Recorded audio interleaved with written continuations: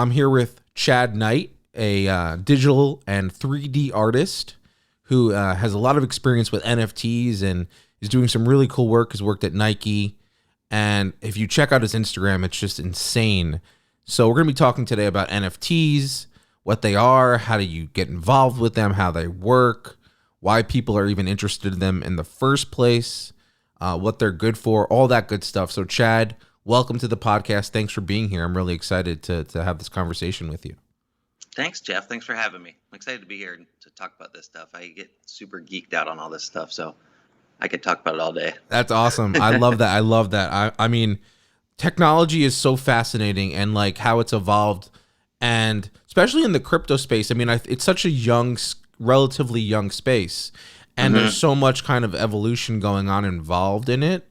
So NFTs are just kind of the latest kind of iteration of that, I feel like. Would you agree with that or? Absolutely. I feel like they're also coming really late in the game, which is something interesting. Like I feel like I don't want to get into super quick to what they are, but okay. It's like, it's finally a way to own the stuff that people like me have been creating for years. And there's been virtual currency for a while now. So it's just the ability to own something that's virtual is amazing finally. Yeah, it's really freaking cool. And we'll get into that. So before we do that, though, I like to talk a little bit about, who we have on as a guest. So tell us a little bit about who you are and what you're building right now, or what you're designing, what you're creating. So I'm a 3D artist. I work in 3D software, meaning it's a three-dimensional environment that you're in. It's not like paint. It's not like digital painting, like Photoshop or something. You're in there doing virtual sculpting, virtual modeling, virtual lighting, and photography. So my background though is skateboarding, and how did that prepare you for this? It did so much so you have no idea.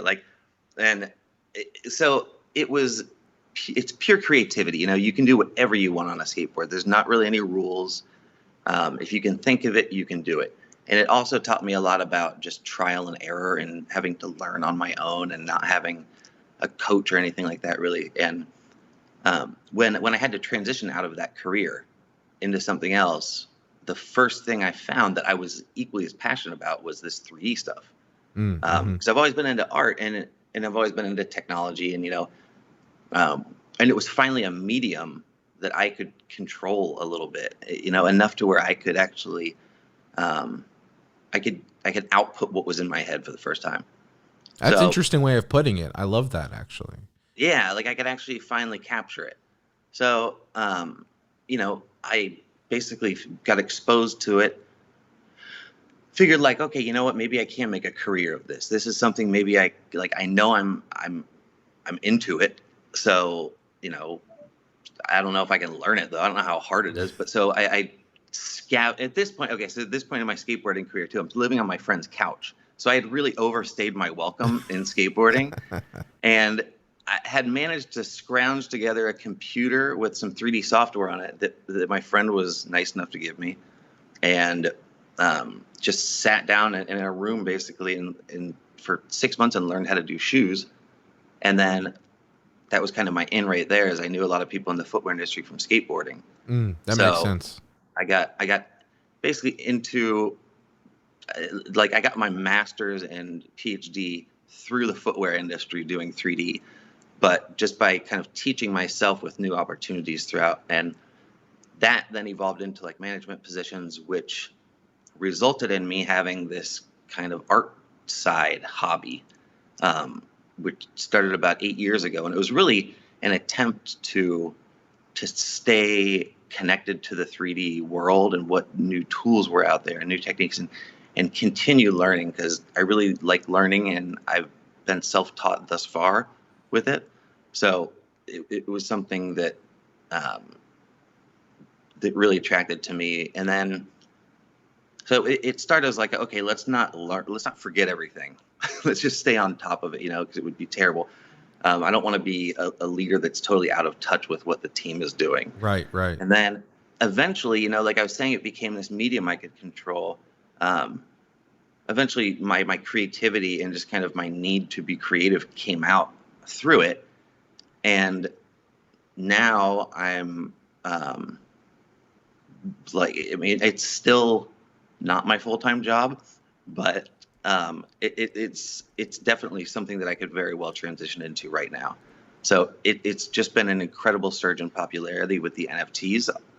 Um, so yeah, it's going really well now. I've got I think I have 3 collaborations in the works right now with different other artists, and we're working on some album covers. Like, there's just a lot of opportunities too that have popped up from the NFTs. Yeah, I'd imagine there's a lot of collaborating going on, which we'll have to get into. I mean, I'm sure you're on Clubhouse. You mentioned that to me before we started recording. Mhm. Would love to get you involved in our club as well. Oh yeah. Especially and just talking about this NFT stuff, which we haven't done many rooms on. Obviously, there are a ton of rooms on Clubhouse about NFTs, so I'm sure Oh you yeah. keep pretty busy. um, but yeah, so let's talk a little bit about what got. So we talked a little bit about like how you got into it, but we didn't talk about what got you into art. Like Mhm. what's like what was the driving force? Like what made you feel like you were an artist? Like what that you wanted to express yourself in that way?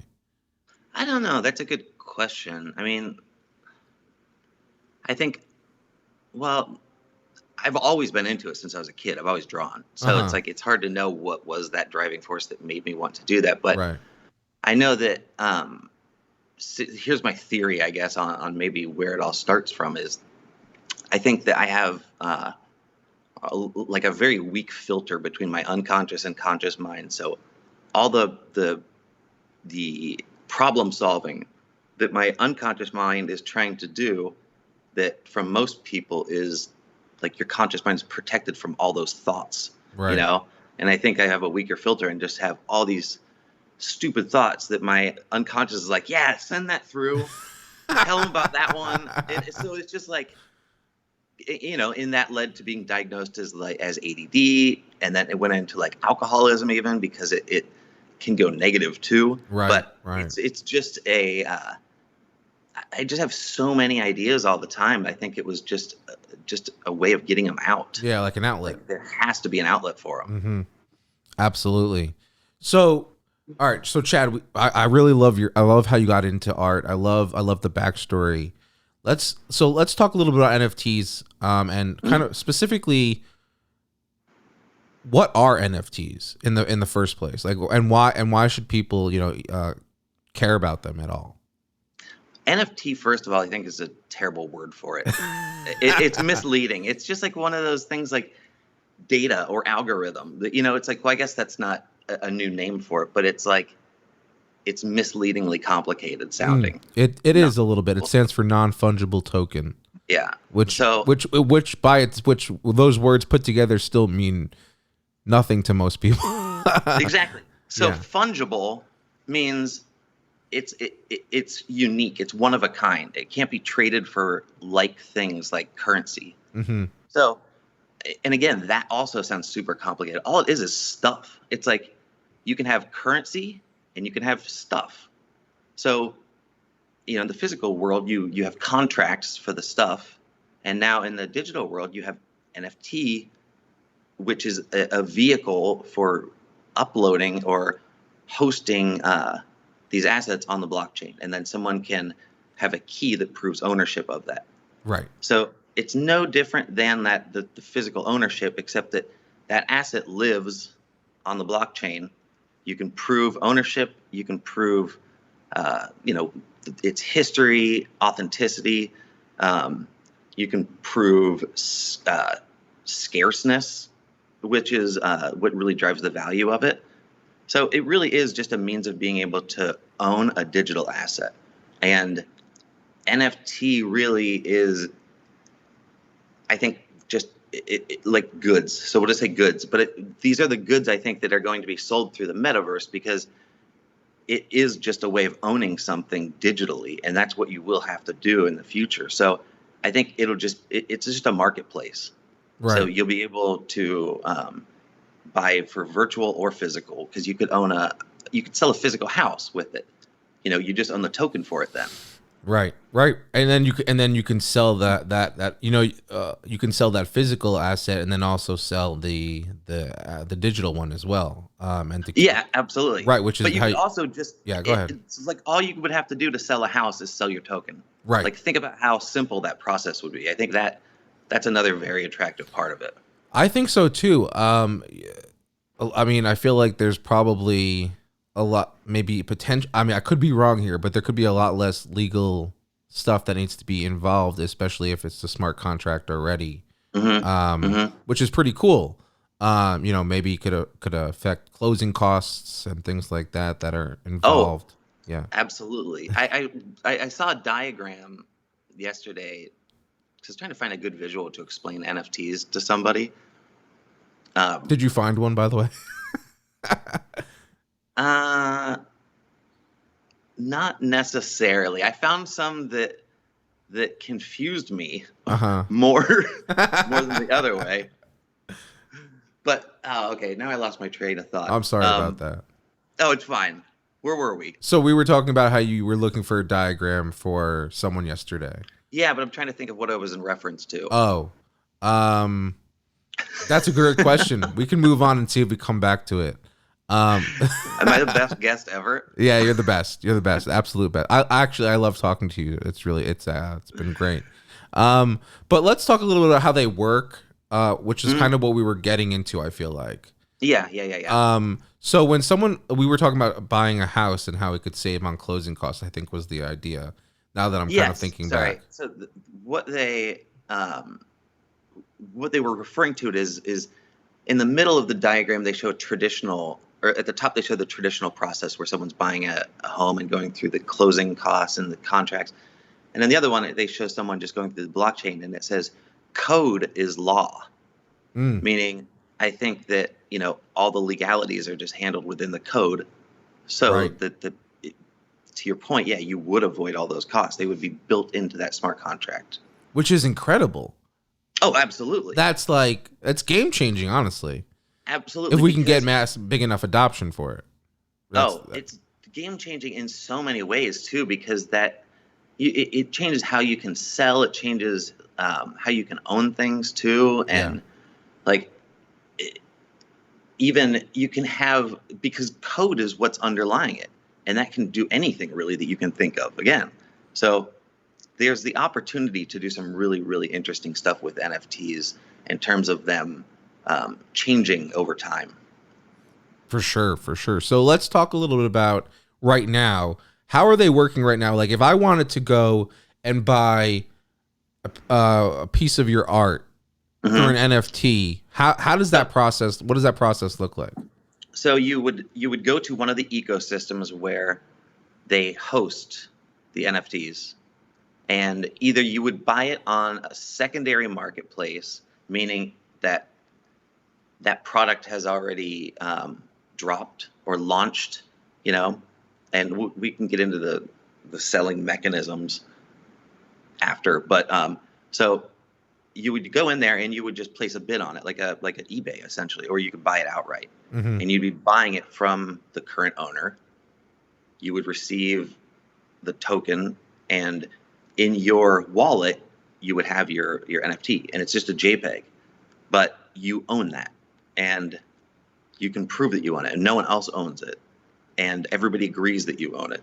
So then you can also go to the primary market, which is where the launches happen and everything. And again, every ecosystem does it differently. Nifty Gateway does it where they will have a specific launch time, and there's different ways of doing it where it's auction, open editions. Um, they have some where it's kind of like you just enter a raffle, and you might win the opportunity to buy it. And then there's other sites where it's kind of like a Craigslist almost, where just anybody can put anything up. So you could go to one of those as well and just buy things from the primary artists.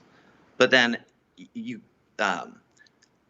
again, I'm kind of still learning some of these things. Transferability is something that I totally don't understand yet, but I feel like it's one of those things that it is just can be unlocked down the line, just given the nature of the assets right now.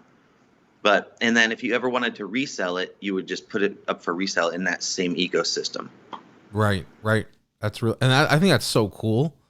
Yeah. Um, it's so fascinating. So give it. Do you can you give us a name? Give us the name of some of the sites that people can check out to check out some NFTs. Yeah. So Nifty Gateway is one. Super Rare is one. OpenSea is one. My gosh, they are popping up everywhere right now. Foundation is a really big one. Um, sorry, there's one I'm leaving out, but there's about 5 or 6 primary ones. So in terms of NFTs and how is this? Let's talk about the communities surrounding NFTs real quick. Because obviously there are these big sites where you can buy and support artists, which is amazing, and that's one of the big drivers behind why people are so bullish on them. Especially right now, is the fact that you can compensate an artist directly for their work, and you keep at the same time you keep that kind of exclusivity of that item attached to it, which is great. And you get to have an interaction and experience with the artist too. Right. It's peer-to-peer, if you want to call it, which is super special. So how has Clubhouse affected NFTs in your opinion? Like,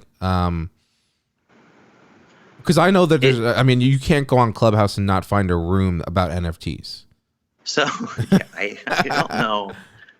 I don't know. I mean, maybe it started as maybe it was the crypto culture was there first. Yeah, I think so. I don't know, but I just went on there and I didn't know what to expect. It was December. I went on there, January, and I just remember that everybody was so nice though and welcoming and was so supportive. It's I'm from the generation of online where everybody just talked shit and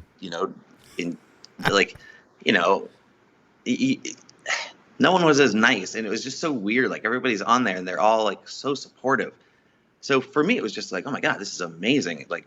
Everybody's on there, everybody that talks, everybody in the room is going and checking out their Instagram right then and giving them feedback. And so, it's really a cool opportunity to engage with people who I maybe have never talked to, but have seen their art for a long time too. But there's also a lot of goofy shit on there too. There's a lot of just time waste that can happen on there. Yeah. And there's a lot of people who have no idea what they're talking about, claiming to be experts. So you get some misleading advice, but there are some really great parts of it too. Any tips in terms of onboarding other artists too, artist to artist? That's what another really helpful part has been is sharing experiences of how they got into the space. Love that. So any tips on in terms of how to avoid, if you're on Clubhouse or you're just in any NFT kind of space, how do you avoid, falling for someone who's pretending to be an expert, or any tips on that? Well, there's yeah. Yeah, no, I think I'm trying to think of a way. There's a few ways. You could find reputable artists and see which rooms they hang out in. But I know there's an NFT tips Clubhouse room that is where I kind of started at, and they're super helpful.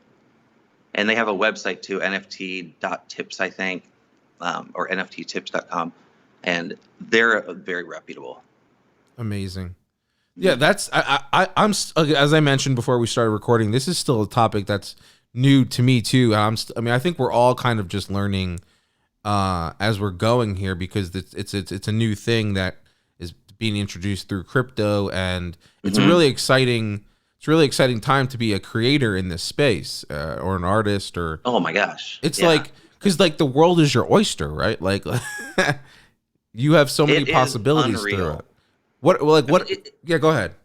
No, I was going to say we finally have a market for the stuff that we've been creating for so long, and it's weird. It seems like it's coming late in the game for sure. It does, doesn't it? Yeah, and but it's like we've unlocked a new level on a video game. There's so much to explore that it seems like Wild West. You know what I mean? It's like, oh my gosh, you could do this or this or this or this, and no one's done any of it yet. But it's like that's the beauty in it. I think is that it's going to affect every culture and every organization. And it's like once there's that much opportunity for creativity and innovation, innovation becomes the valued currency, and that's how you get kind of these big middlemen out of the way. Yeah, it's funny. I don't know if you remember a few years back, there was that Wu-Tang album, that one of a kind Wu-Tang album that Martin Shkreli had bought or whatever. Mm-hmm. That's like a perfect example of how you could use an NFT for something like that. That would be pretty cool. Absolutely. Yeah, and I mean he bought basically the rights to those songs, right? Yeah. And those songs are probably in an MP4 master format now, not a physical. So yeah, I mean, yeah, he owns. I mean, it's the exact same analogy. And you know what's interesting right now is most of the NFTs that you see are just images. I mean, and any digital file can be an NFT. Mm-hmm. Like it's funny. I've seen YouTube videos about like how to make an NFT, and it's like, dude, any file on your computer can be an NFT. You just have to turn it into one. You just have to upload it to the cloud, and it can be it. But right now, it's a lot of these 2D imagery. But I think that as we move more into the metaverse and this more virtual experience, we're going to be selling more things that are more useful in there. So it's just the tip of the iceberg right now in terms of what the NFT marketplace is going to become. I love that. Do you think I mean, one of the things that I've noticed is, well, for far too long, artists everyone always jokes about how you have to die before your art gets recognized. Yep. And I feel like NFTs can flip that on that script, right? A little bit or a lot of it, maybe. Yeah. What are your thoughts? And street art already has. Look at Banksy. Yeah, Banksy's a great example. They've had incredible success. It's just that I think that and NFTs, like the graffiti world and NFTs are the two biggest changes or diversions from traditional art that have ever happened since as long as I can think of. You know what I mean? And technology is just going to exponentially increase that. Yeah, it's crazy. I'm freaking excited about all this stuff. It's so freaking cool. It's going to be amazing soon. I mean, if you think about it, our brain is literally just a render engine, and we have speakers and eyes, and they just send a signal to our brain. And if Neuralink works out, then why would anybody want to hang out in a universe where you can't fly versus one where you can? So it's just going to be so game changing, and it's just going to happen more and more quickly. And we always have this very difficult time coming to terms with the fact that this isn't how the world's going to be for the rest of eternity. We do. You know what I mean? Yeah, we do. Oh, that won't happen. It's like, what are you talking about? That's not going to happen. Of course that'll happen. You just got to manifest it. That's what I've been doing lately. Manifesting all my... I've been doing a lot of manifesting myself lately. Mm-hmm. Where it's yes, this can happen. You can make it happen. The world is literally at your disposal to do with what you please. And it's pretty cool. Absolutely. Once you have that realization. And I think NFTs are another way that we have that realization, right? That we can do this stuff. This is within the realm of possibility. This is really cool. Yes, it's so cool that you said that, because that was, and I hate to keep bringing up skateboarding, but no, go for it. The biggest thing it taught me was I remember doing tricks and being holy, I just did that. And it taught me that I was capable of a lot more than I thought I was. And yeah, I think that there's going to be a lot of artists that are very empowered by this. And I think that there's going to be some real creative giants coming out of this soon. Me too. So there have been people like Mark Cuban, Gary Vee, Elon are really into NFTs. Mm-hmm. They talk a lot about them. curious. So aside from all the reasons that we've talked about so far, like what do you think they are seeing in NFTs? Why do you think they're excited about it? If there's any other reasons aside from what we had just discussed. Well, I think right now, I think they understand the long-term opportunity of it, and this is kind of like the first series. Yes. So if you get Garbage Pail Series 1, you know what I mean? Yeah. It's going to be worth a lot, regardless, kind of. But at the same time, at this stage of the game, it's like a lot of these, like Craigslist ones, like I was saying, anybody can go upload art on there or whatever they want to sell. So it's like having what appears maybe to be a somewhat curated experience as like a museum or something, where just everything that's labeled art is worth $100,000. But some of them really are, right? Because those artists have been, doing this similar to me for 8 years or something, and we've built this whole community and following, and now finally people have the ability to own a piece of it. But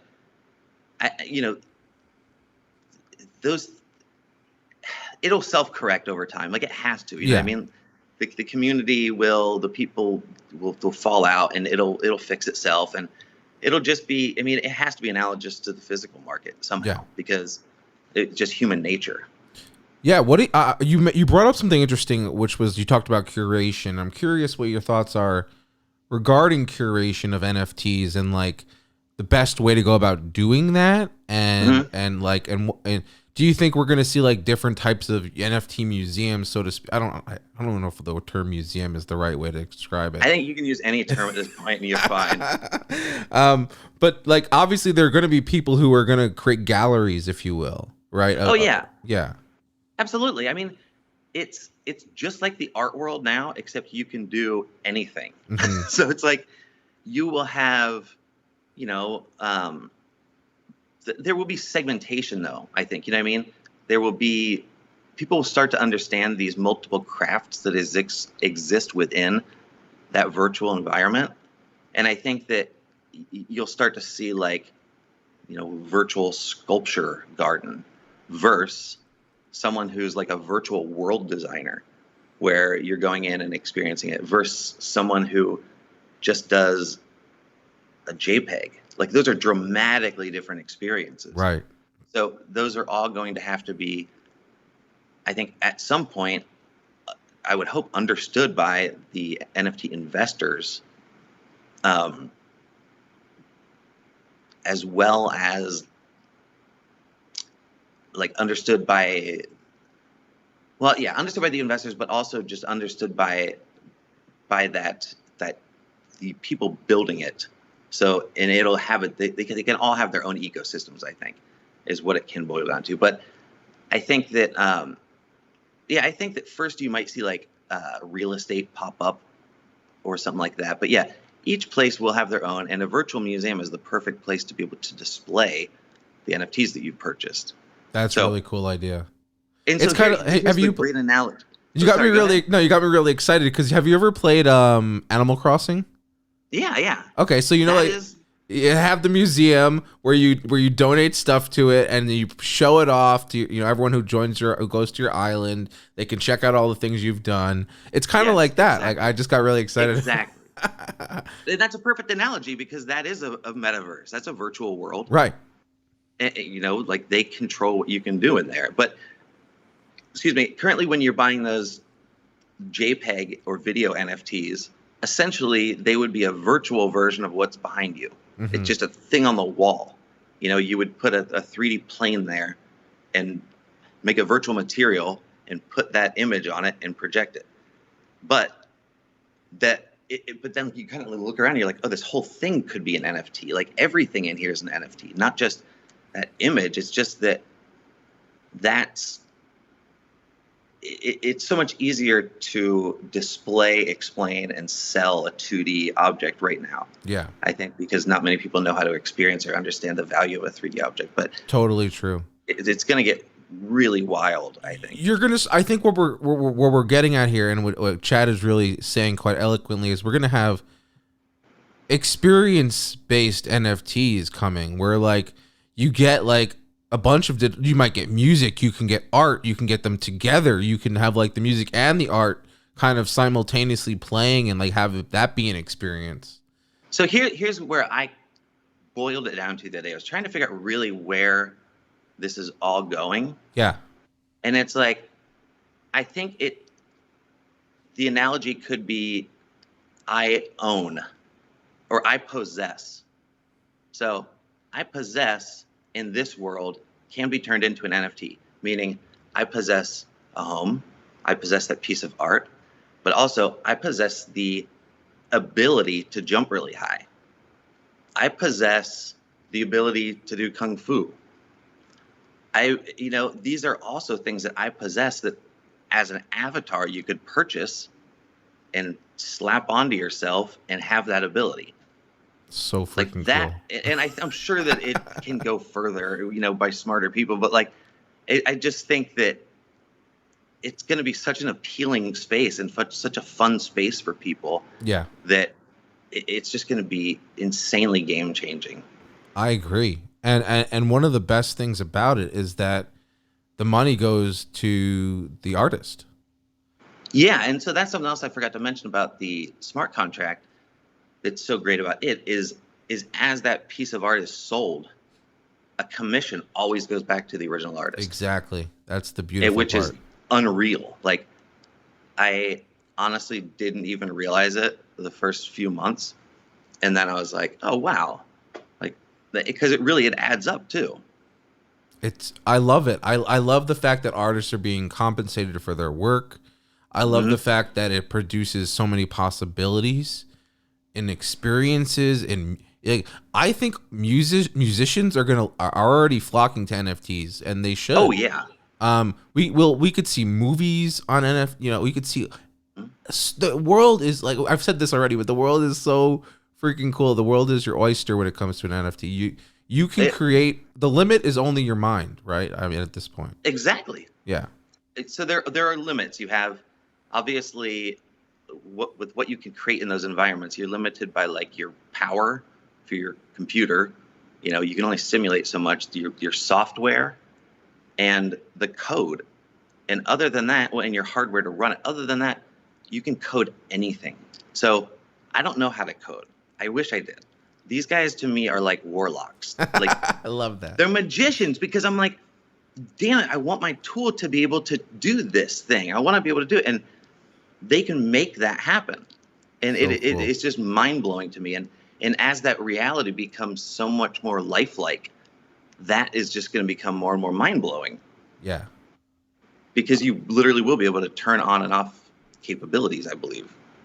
I think you're right. I mean, I'm so excited about it. So I want to talk a little bit about flipping artist work with you, and I think then I have one other question before we get to the lightning round. So can you talk to us a little bit about how NFT buyers, people who are buying your art and other people's art and other people's NFTs are thinking about flipping that? So it's like like with any marketplace. Yeah. You can buy something and then you can turn around and resell it. I think the best analogy right now, at least for places that have auctions or open drops, like Nifty Gateways and Super Rare are great examples. They do it like a sneaker launch. You know what I mean? It's just, you can buy it now for this price. Right. And if you're there to do it, or you get the opportunity to do it, there might be 50,000 people trying. But then, because you're the one that got it, it's like winning a lottery ticket a lot of the time, but a winning one, and then they can just resell it. But a lot of the times again, it comes back to that analogy of art isn't just art. Like, people buy NFTs and get frustrated because they're not selling for twice the amount the next day. And it's like, well, sorry, man, nothing's that easy. Right. Like, it's not. So yeah, that's my point. No, it's true. You're right. I mean, like, it's if you're thinking about flipping, it's an investment then at that point, right? Because if you're looking to make money from it as opposed to just buying it for the sure joy and appreciation of that piece of art or Yeah. whatever. Yeah, you know what I mean? And if you're not understanding what you're buying first, then that's your own fault anyway. Like, that's just speculative buying. This is gambling. Right, So, right, exactly. That's true. so yeah, but I mean, some of these, some of the really good ones you see not flipped ever because these people Want to really hold on to understand the them. value of it Yeah. and are holding on to them. But for some people, I mean, it's also a life-changing opportunity to be able to get a hold of one of these things and sell it for life-changing money. Right, for sure. All right, so I do have one last question before we get to the lightning round. And Chad, I've really enjoyed our conversation. I think I heard My a cat. cat's Yes. chiming in now. Hey, Chad's cat.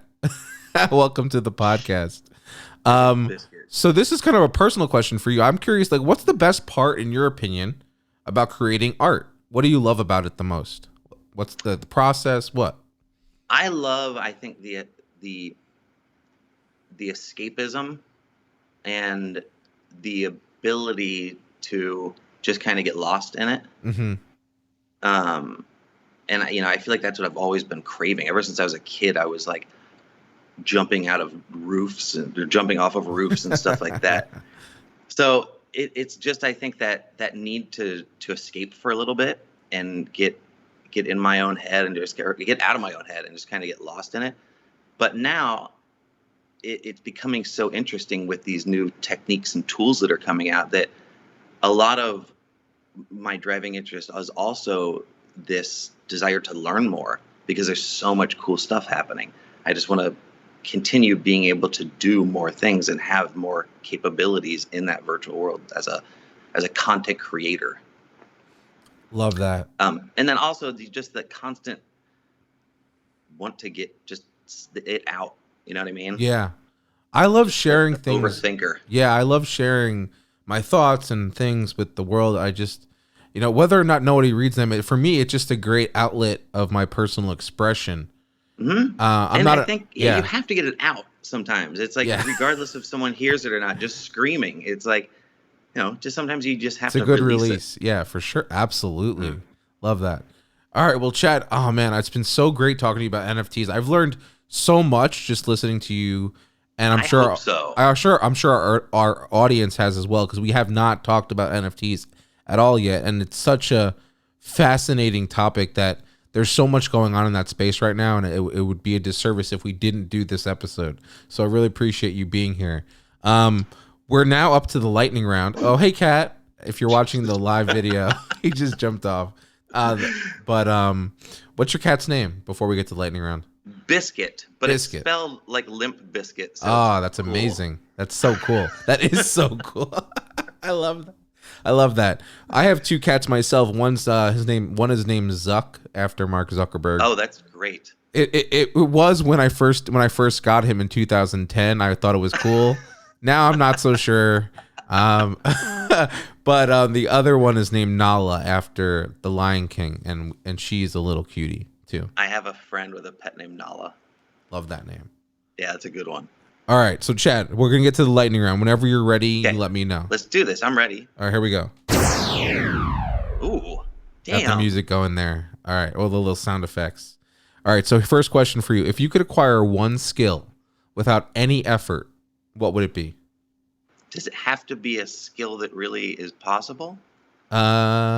I guess not. I didn't specify that, so I guess not. Mind reading. Love, so cool. Love that. That's actually, we have another question about mind reading. Ooh. But it's not, I didn't include it, but but I guess we know the answer now. Sometimes I ask people, would you rather have the ability to read minds or teleport? And that's a good one. Yeah, I think mind reading for sure. Interesting. Although maybe it would be torturous too to hear what people think about me. That's the other side of that coin right there. Selective mind reading. Yeah. Awesome. All right, so I think I know the answer to this one, but I'll ask: iOS or Android? iOS for sure, but I work on a PC for all my heavy 3D stuff. But user experience is first and foremost, front and center for me. Love that. iOS for the most part. What's the most recent show you've binge watched? The Good Doctor. I haven't seen that. It's amazing. It's about an autistic or a doctor who's on the spectrum, and I think I've got a little bit of that too. So it was just Same. kind of very relatable Yeah. and really, it's a really good show actually. What service can you find it on? What streaming service? Amazon. Okay, I'll check it Yeah. out. It's good. It's relatable for those of us that have always felt a little weird. That's me for sure. Yeah. Batman or Superman? Oh, Batman. Yeah, I mean that's. Have you seen the new Justice League, by the way? No, I haven't. Okay, so Zack Snyder released his version of Justice League on HBO When? Max, March 18th. Oh, see, I've been in such my own bubble lately. You got to check it That's out. amazing. It's 4 hours, so carve out some time. Yeah, when I for was that. like 8 years old, my friend Tom and I built a Batman museum in his basement with all of our little collectibles we'd made. That's so cool. Love that. All right, last one for you, Chad. Mm-hmm. What is your preferred social network? It is quickly becoming Twitter, but currently it is Instagram, and both I can be found at Chad Knight. Perfect. You took the question right out of my mouth. The next question, which was who when blah blah blah. I'm having trouble speaking. Yeah. For anyone who's listening, what's the best way for them to connect with you? Either chadknightart@gmail.com Okay. or through Instagram. Awesome. Or Twitter. And I'll be sure to link to Chad's Instagram in the show notes and on the blog post when we get that live. So that way everyone can check out your art. Because frankly, it's honestly out of this world. Some of it is so like mind-bendingly cool, I think. I really enjoy it. So thank you for all the work that you do, Chad. Oh, thanks for having me. This was super fun. I'm really glad that we got to do this. And again, I'm really stoked to have learned more about NFTs, and I hope you have a great rest of your day, and I look forward to keeping in touch. Yeah, I look forward to doing this again sometime for sure. Excellent. Well, have a great one, Chad. All right. Thanks, Jeff.